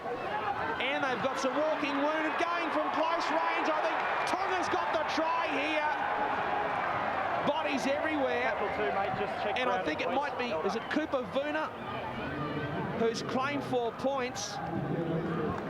Great football. This is what Tonga can bring to the table. Latu on screen, I thought he had butchered it earlier in the play. He went on his own when they had great structure out to the left-hand side. But they got it out there anyway. They got it out to Mateo. This is the end of it. Well, you'd have to suggest, I'll give that a try. Was Tavita Leo Latu. Yeah, his new name since he's come back to this part of the world. I reckon he's been held up. There were bodies everywhere. And there seems to be an arm under the Steeden. No way, Costo. Only a part of the football has to touch the grass. Yeah, but which part touches the turf, Chuck? plenty you of... tell me. You don't see it, but there would be plenty of football there right now as it's compressed, touching the football, unless the grass is half a millimetre long. I'm not sure if everyone would agree with that. David Pakiito has the call. He's the video referee by himself today. Certainly an arm under the ball or thereabouts, at least for some time. Leo Latu, former Warrior. With a fancy hairstyle. Looking to get Tonga on the board. No try. He was held up. Wait there, wait there. Wait. Still got possession though. Some heckling for the match officials from this pro-Tongan crowd. So still only tackled 2. And a chance for the Tongans to catch their breath. Teo still going. In fact, it's Manu, I beg your pardon. He'll play it back. They go the right side. Now it's Mateo looking to set it up.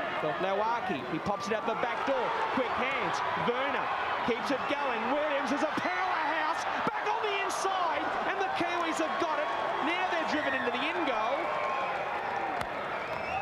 And yes, 6 more coming up for Tonga. And fair enough. The pass on the inside went backwards. Hence Robinson said play on. They will get it back from the goal line restart. Feliti Mateo, he was the one who gave Jennings the ball down on his left-hand side, and there, that flick over, well, it's just beautiful. Big Tony Williams has a charge at the line. Benji Marshall does his best. And what about the ball inside? He nearly threw it around the corner post. From here, they pick the Kiwi up and drive him right back in. And we said if Tonga could get some football, they'll show us what they've got. Well, they're getting plenty of it to start the second half. And Tonga's got the ball, but only just. And it's Leo Latu, who did very well given the circumstances. And now Vuna beats 1, beats 2, does he? Oh, he's planted the ball. Cooper Vuna, take a bow. He's exploded like a rocket out of the blocks and planted the football. And the fans come to life at Mount Smart. Tonga's on the board at 22-4.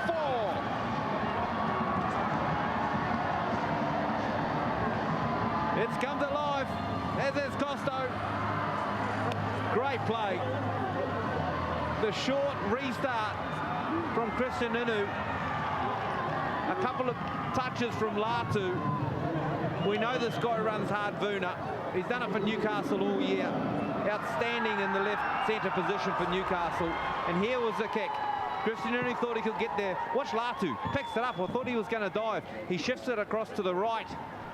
And right here, takes the tackle, and then the run from dummy half. Bang, gets rid of Jerome Ropati. The rest of the Kiwis don't come off their line, and that'll concern Stephen Kearney. They were left with their heels on their line. We wanted to see the defence of the New Zealand side and how it would work. And Vuna, he did well. Cooper Vuna made his debut, first grade debut for the Warriors back in 04. And now getting a much-needed try for Tonga. And the kick at goal from Eddie Paya is waved away. Disappointment on his face, but an encouraging sign for the Tongans at 22 points to 4. DJ, you touched on the defensive line of the Kiwis. Well, disappointing to Stephen Kearney, particularly because as what we heard from Dean Bell, what he was looking for in the second half was all about enthusiasm. Enthusiasm with the ball and without the ball. But don't you love that when the Pacific Nations come to play, they focus on each individual play. Score a try, it's like winning a grand final. They love it. Come up with a big hit. It's a try-saving hit. They love it. How's that for a big stat? 34 blot. That's the tackle count. Tonga has had a glut of possession in this second half, but just on cue, the commentator's curse has struck Chook. They've copped it up here. They needed to get through their set to their kick, well, they have failed to do so. I might have a problem with this one. Trying to offload the ball player in the tackle, and there Isaac Lukes had a rake at the ball. He's had a fair chop at it. So, do we get the feed to the ref? There's a few people in the game that would like to see that. There's plenty that would be aghast at the prospect. Here's Rowe Party. One of those calls that perhaps could have gone either way, but Ito, the video referee, obviously deciding not to tip off the man downstairs. And now we've got New Zealand with the chance to extend the margin. 3 converted tries in this one, 7.5 gone in the second stanza. They go to Marshall, where he's monstered by the Tongan defence, dealt with. No holds barred play that was, and Tonga, as a result, come away with the ball following the spill. And this is Jennings from the Panthers. Now the other winger, Tonga, from the Gold Coast Titans. Great young talent coming through the ranks. And now a penalty to Tonga. David Fa'alongo, the man who was the offender. And all of a sudden, look at that, Chook, 5-5 the penalty count. It was one-way traffic early on. These 15-minute half-time breaks are going to suit a lot of these Polynesian teams at the World Cup. I know it's going to be humid over there in Australia, but normally only 10 minutes at half-time. 15 gives you a bit more of a breather, allows you to take a bit more petrol on board. And if you hold the football like these guys have, you watch him go, Moa. Away he goes. Didn't get a start till the second half. He's had a couple of good runs. Yes, half-time in the NRL, normally 12 minutes. Although we saw something out of the ordinary when the Warriors went to Melbourne at the start of this year. Look at this, some second phase, keeping the ball alive. The Tongans, so this is Mickey Paya. 11-11 is the offload count. The Tongans come this left side now with Eddie Paya, the 7, linking up with Willie Manu. And he's still going, having a dig. 16 metres away, make that 15. He shortens the 10. That pass was flat, maybe forward. No, says the referee. And Guttenbeil, that's the try line you can see. Here's the last. What have they got? Mateo, a little dab. Oh, the try's gone begging. Michael Jennings. It was a tough ask to pick up the pill, but he's coughed it up. And a near thing for the Kiwis. I half expected Jennings to pick this up. He is a brilliant player. The kick from Mateo was right there. On the bounce, if he was onside, it would have been spectacular. But you watch this guy play as Tonga get more and more football. He's an excitement machine.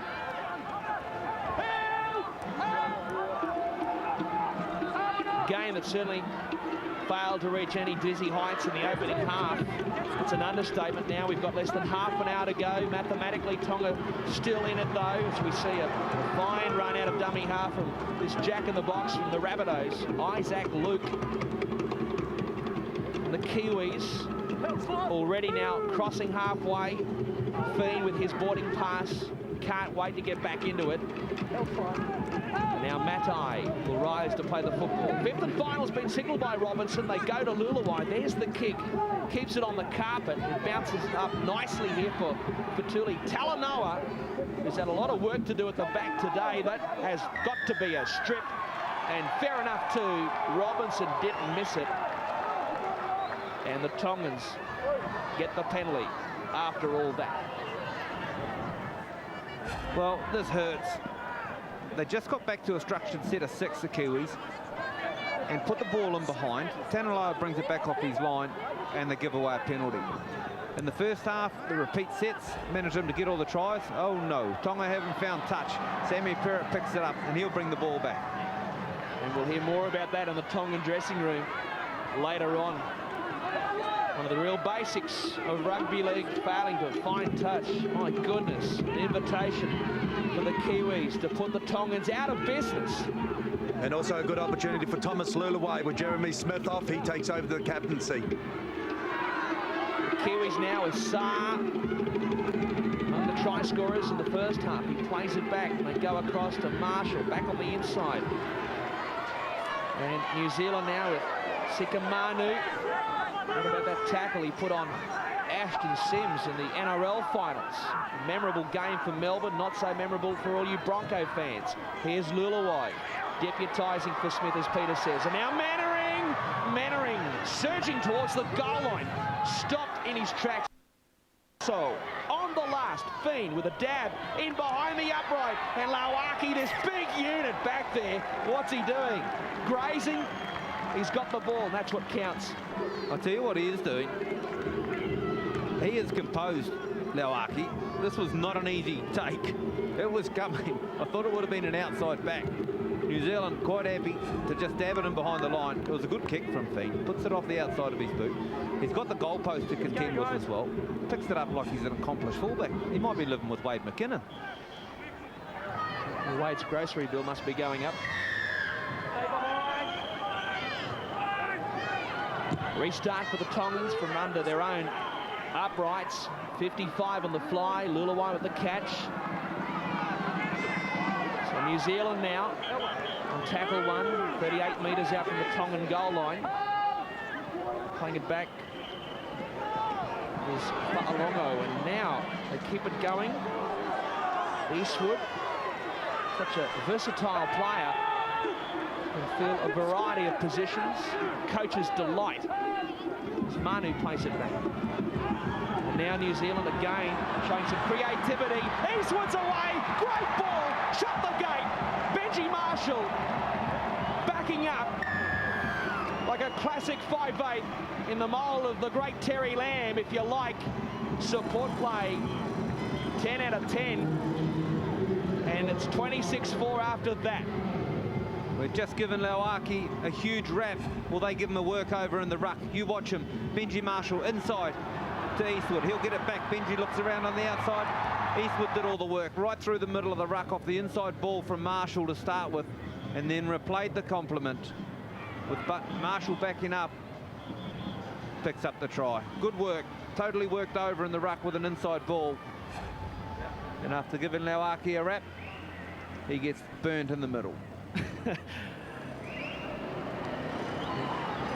It wouldn't be the only one. Benji Marshall has exposed over the years. Scheming best he was in the opening exchanges to get the Kiwis off to a very good start. Chris and Inu, his easiest shot at goal of the afternoon.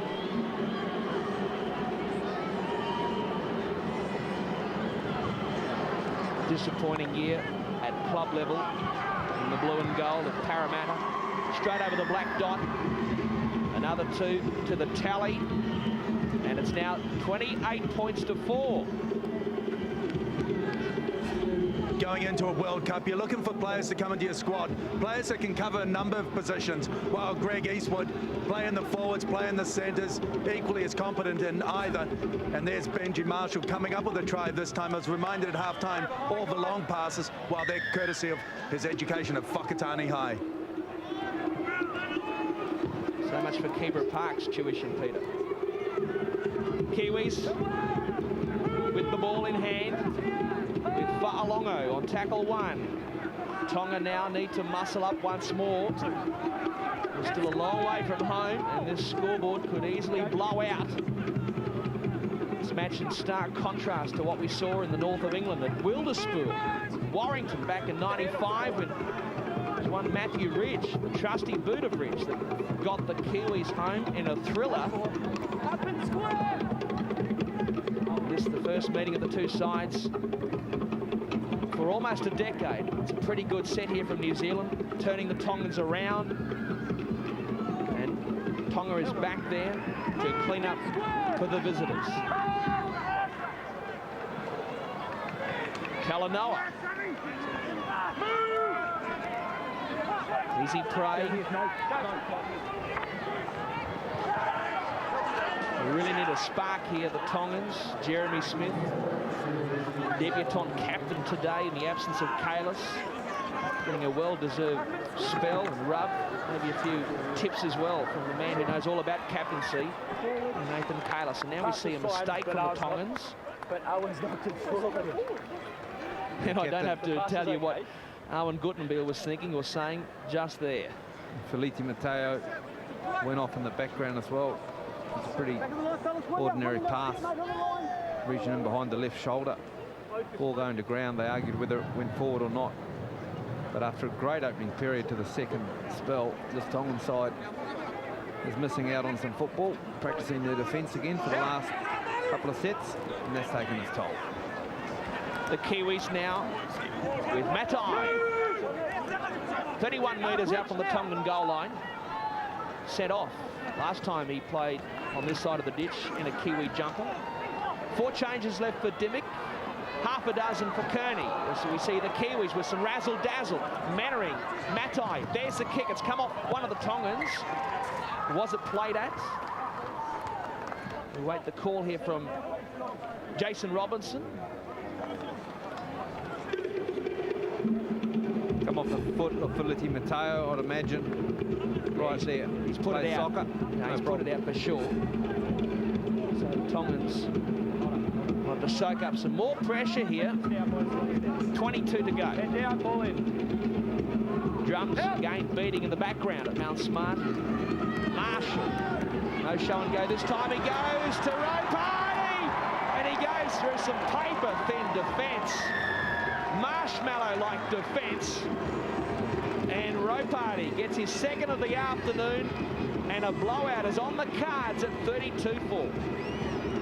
Jerome Ropati, we know how strong he is at running at the line. Well, here he goes between Paya and also Emilio.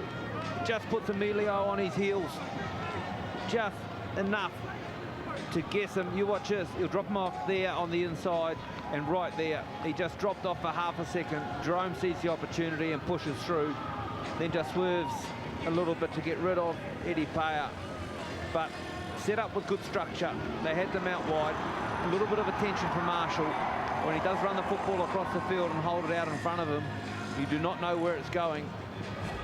And Jerome, good enough to take advantage of it.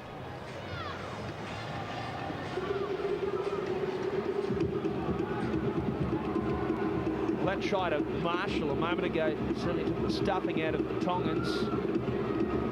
And that one by Ropati, I think, just about crucified them.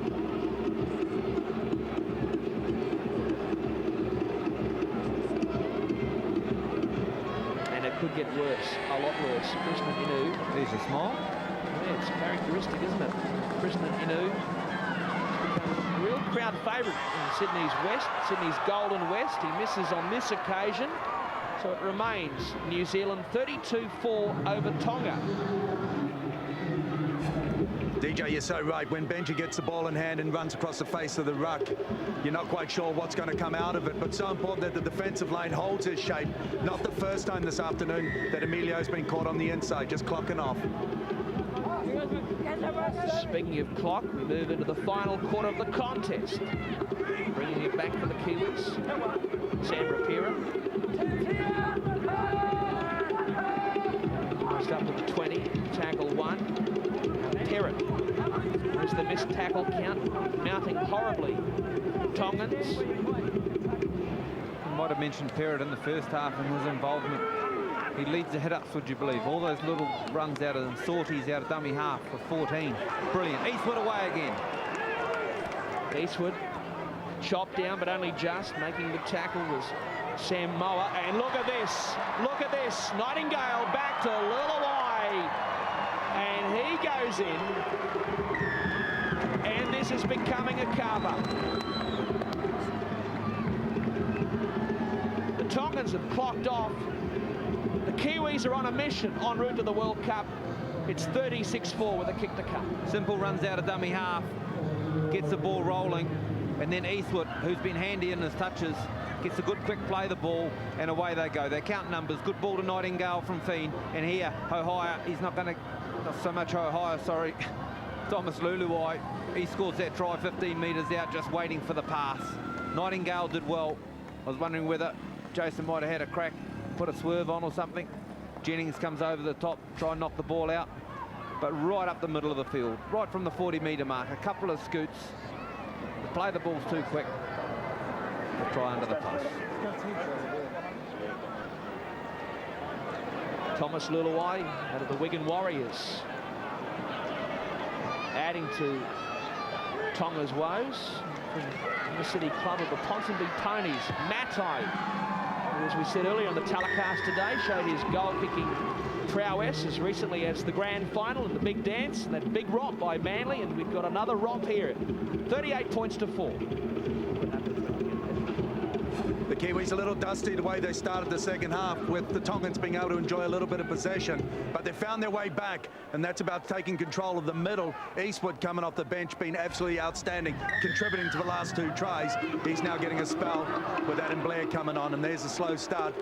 But it's good when you look at the bench and you look at the players who come on.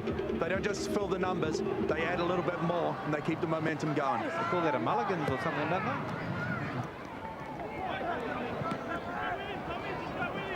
Well, it was rather comical for a fleeting moment.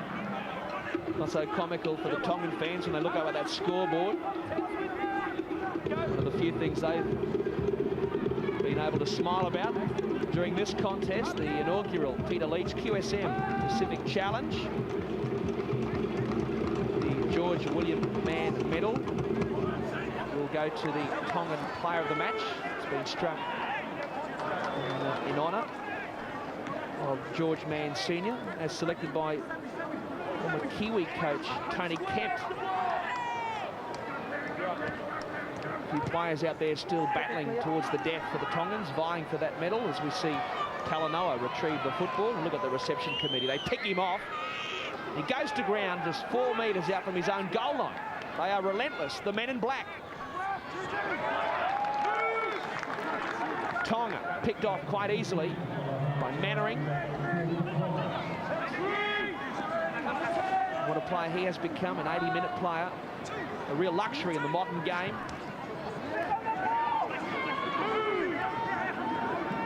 They also, is it back? Tonga now, looking for a spark with 16 to go, looking to take something out of this tournament. They take on the Irish in their first game of the World Cup. They kick on the last, and it's taken cleanly on the full by Nightingale. A reminder to our New Zealand audience, all games in the World Cup of 2008, exclusively live on Sky Sport. Check your guides for the telecast times. A little bit of niggle there in back play. David and Goliath, Lauaki, Nightingale. And now Matai looking to go through the other side. Guttenbeil around the bootlaces. The captain backpedaling, and he's not alone. Marshall, here we go again. And on the end of this, Inu is put away. And a piggyback ride for Talanoa. And a little bit of resentment after that. We'll stick with the action. And this is Marshall looking to bamboozle the Tongan defence. Over the top she goes. Back on the inside from Saar. And the Kiwis are in again. And Ropati, he's going to have a party. He gets a hat-trick. Two brilliant touches from Benji Marshall. First on the right-hand side of the field with some quick hands. Set them away, and Inu down the right-hand flank. And then when Benji Marshall gets the football again, the very next play in the middle of the football field, he's got nowhere to go. That was the quick hands. Put Mannering away, who in turn will put Inu away. Thought Inu might have had a crack at going himself, but he took the tackle, and then they brought it across to the left. And right here, you watch Benji Marshall. He wants to find something in the middle of the field. He can't, and then he stops and throws a big 25-metre pass right on the mark to Saar. Does a quick party, and he'll have a party, all right. He's got 3. Well, he needs one more to equal the record. Brian Jallick, in fact, for the Kiwis, holds that honour. Bagged 4 at Carlaw Park. One of the great venues that place was in International Rugby League. My travels around the world, the greatest game of all. It was a real thrill to go there. Fans packed in nice and tight. Jallick got 4 when these two sides last met. That was way back in '99, the same game that the little general, Stacey Jones, suffered that broken arm. Matai, still very much in the infancy of his international career. Here he is, from the eastern side of the ground, and he has got it. Up go the flags. And the Kiwis are closing in on the half-century. They lead by 40 against Tonga. You know you're controlling the game when you're playing width, when you go to the right end and then you go back to the left. And there's that Whakatane pass again. That's the touchback round coming through. And yeah, guys, you're killing me with you. We're going to have a party. Haven't we heard it before? Oh, well, your family might have. You're sweating on the invite, I know. There'll be no gate crashing at that party. And New Zealand, look at this, keeping the ball alive. Perrott looking to elude those red jumpers, working overtime in defence. Eddie Payer, he needs some help, he needs it now. Here's Marshall, who's been most creative today in a back slamming tackle. This on Sikamanu. He's been told that Matai is getting a spell. Oh, great ball around the corner from Blair, and it's going to be finished off, is it? Mannering has got the pace. He motors towards the goal line, and this 80-minute back rower dots down, and the Kiwis in a moment or two will clock up the half-century against Tonga. Once again, a simple off-road around the middle of the field. Rapera hits it up. Right there, offloads the football. And Sikamanu is a person I was about to give a rap to as we see the ball from Blair. I was wondering if Mannering had the pace, and he certainly did. The ankle tap from Tonga, all too late, or the attempted one. Some brilliant offloads at the start of the game from Blair and also Smith. And he gets that right-hand carry going again around the player. And one pass later, Mannering gets the rewards. 3 tries in the last 7 minutes, Mannering the most recent of them. And with this conversion, it will bring up the 50. Inu has got the kicking duties back with him now. A couple of misses for him this afternoon. Full time for Tonga. They're not come soon enough. There you have it. He could have kicked that blindfolded almost. 50-4. Kafusi a casualty for Tonga. And the scoreboard for them makes for ugly reading. But perhaps an insight into where we might see the Kiwi success if they are to find glory in the World Cup. And that's about the performance of the guys now being called the ruckmen, the likes of Sikamanu, Adam Blair, Jeremy Smith, the ability to play in the middle, play on the edge, and also find an offload in their game. No shortage of ruckmen in Melbourne. Smith's back on for this final fling, the last 10 minutes. Perrott wrapped up by the Tongans. Leo Latu working feverishly in defence.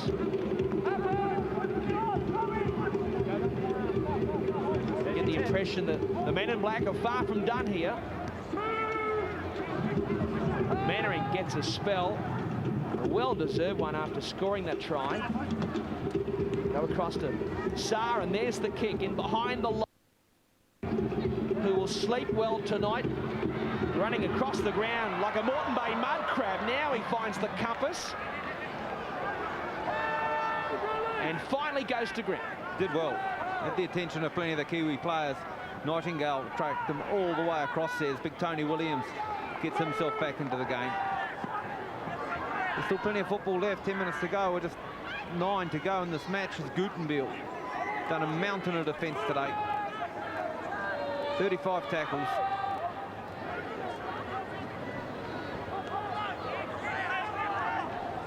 Manikafoa in 22 slowly gets to his feet. And now a clearing kick. And a very tired Coletti Mateo it was, putting boot to ball. Perrott, not a lot of sting in the kick return. Understandable when you look at that scoreboard. And coming up out of the line just for a second there, I thought Gutenbiel, the retiring Gutenbiel, was going to put on a big hit, but it wasn't to be. Here's Blair. Quite a nice tackle that was to stop him in his tracks, courtesy of Richard Faoso. Waki showing he's got some whack left in him. Eastwood on the receiving end. And they come this right side. They're going to come through the other side. Manu, look at them. Inu's away. Beats one. Got rid of the ball. There's a knock on. a little knock on. Easy, boys, whistle. It has really degenerated a little bit in the last 5 minutes or so. The sting has well and truly gone in this one. Brilliant ball from Sika Manu on the right-hand corridor. That's Sa. Now you watch this. Inu's coming around the back. He's backing up. Got the beep, beep lights on. Out the back door it goes. Inu down the sideline. Little fancy dancing. Can't quite get the ball back inside.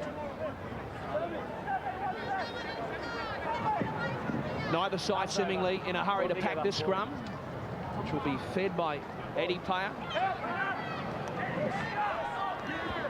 Jennings. Ken Motor. Just for a split second, I thought he was through. Certainly has given a good account of himself here this afternoon. Jim Dimmick's side that has been well beaten. 22 blight it was at the break. And now look at this. Get out of my way, Tony Williams. Look at him go. Those legs pumping like pistons. And finally rounded up by the captain in Smith. Mateo keeps it going. It went backwards. Play on's the call. Fee makes the tackle, and Werner will play it back. Tonga now throwing some caution to the wind. Manakufoa pops it out the back door. Eastwood. Well, there's surely a knock on there somewhere. No way, says Robinson. And I can't believe it. The mercy rule has been applied just like that. And Tonga look to get a try here towards the death after a bizarre passage of play. Leo Latu throws it out the right side. Mateo looking to squeeze it. You have to make some type of effort. And we've got a penalty here on the goal line. Kiwis offside. It's a tap and go, and Tavita scampers across. Might have picked up an injury in the process, and the former Warrior gets on the score sheet. Tonga get their second try. It is 50 points to 8. Great work by Tavita Latu. We know how good at ducking and diving he is close to the ruck. In his time in the NRL, he did this. But the defence from New Zealand again on their line will cause Stephen Kearney. This is your passage of play where the mercy rule applied. This is a try at the end of it. Parrott, Jeremy Smith, he's had a wow of a game. But they just didn't push forward and didn't show enough enthusiasm, desire to hold them out. And Latu was too good for that. Looks like he's damaged his shoulder in the process. There's Tony Williams. Will attempt the shot at goal.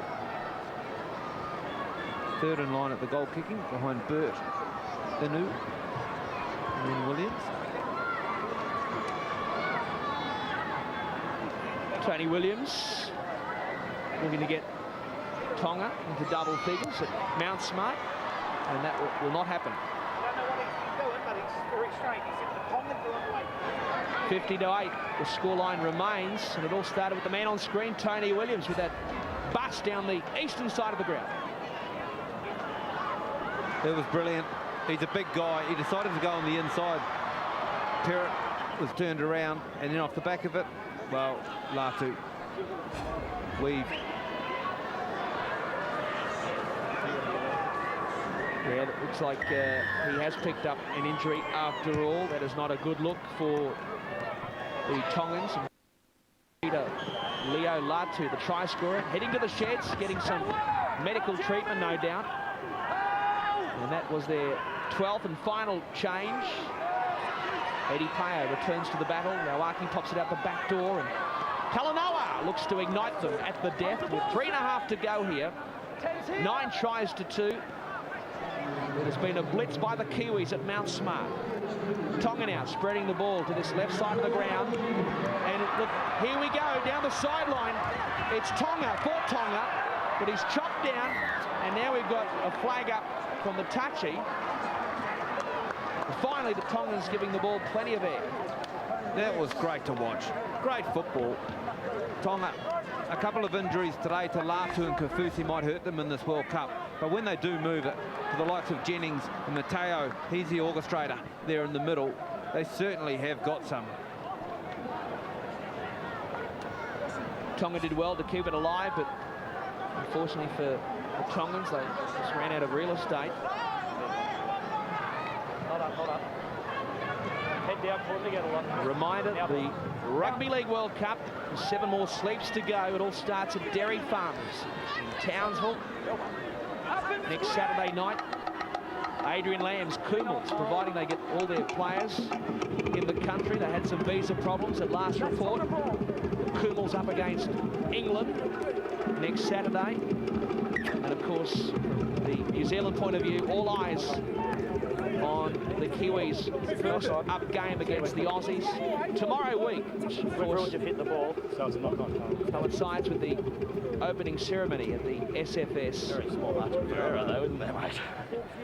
So the final 2 minutes after that fumble, we have another scrum. Ball in. Let's see something fancy here from Stephen Kearney's side. This game being their first game since that disappointing display in the Centenary Test at the cricket ground back in May, and the Kiwis are away, and it's Manu back to Marshall, and he goes in looking for the grandstand finish is Benji Boy, and he plants it over the line to grab his second of the afternoon, and it's 54-8. I've enjoyed the work of Sika Manu today. He has done extremely well with the opportunities given. Sure, he went over Paya, who was a halfback, but the timing to find Benji here was spot on. If he'd left it any later, would have been a forward pass, and he had to wait. He had to wait until Marshall loomed up on the inside. Goes straight through the line. Shows a good turn of pace once he gets here. Working hard and right there. When you come in, Benji, get there quickly. I'm out of it. Benji, straight between the posts. Yeah, Ruben, why wouldn't you be happy? He's pretty happy in Taranaki last weekend from all reports. Pretty good stats, isn't it? Makes for pretty reading. 2 tries, 5 try assists, 4 offloads. One heck of a day at the office. The real test, of course, tomorrow week against the green and gold. 5 from 7 for Inu, with a conversion that is obviously purely academic. He adds the 2, and there you have it, full time. It's been a massacre. Tonga on the receiving end, the Kiwis thumping the Tongans 56 points to 8. Steve, firstly, congratulations on the GF. Well done. Cheers, mate. Yeah, no, it was a good feeling. Had a good party, so yeah, I'm glad to be in the camp. Been hard to come on back? Oh, not at all. The boys, you know, welcomed me with open arms, and you know, it's been a good camp so far, and hopefully we can take it on to next week. And a couple of hard days in the bunker, though. It certainly sweated that one out. Yeah, definitely. You know, we had a few drinks, a few parties, so you know, we're ready to get this World Cup underway. So. And it's a good way to start with a result like today. Yeah, definitely. We scored 50-odd points, but you know, we still got a few little things that we need to work on, and hopefully we can get that right come Sunday. Well, good luck for the race, buddy. Thanks, buddy. Cheers. Thanks, buddy. 10 tries to 2, 4 in the first half for the Kiwis, 6 after the resumption. I'm sure Stephen Kearney would have been privately tickled pink with what he's seen today, keeping in mind that Vatuve and Hohaya and Kalis, all 3 of them didn't participate. They were named to play. Well, a man who certainly gave his all for his country today for Tonga, and not for the first time either. He's a real crowd favourite in this part of the world. His name's Owen Guttenbeil. And it was always going to be tough after the start to this game of rugby league this afternoon. Yeah, it was, mate. You know, if you don't have the ball, you're not going to win games. And playing the Kiwis, you know, they played the game really well today. You know, they just kept driving us down our own half, and they were relentless and ruthless, mate. And you know, we've got lots to work on, and there's some encouraging points there. But like I say, you can't defend all day. You must have taken encouragement the way you start the second half. But there was a sense of maybe you could get back in. Yeah, that's right. That's right. You know, a lot of us haven't played for 5 or 6 weeks now, so that'll be good for us, and it all you know, lies on next week what we can do. But there's a lot of work to be done.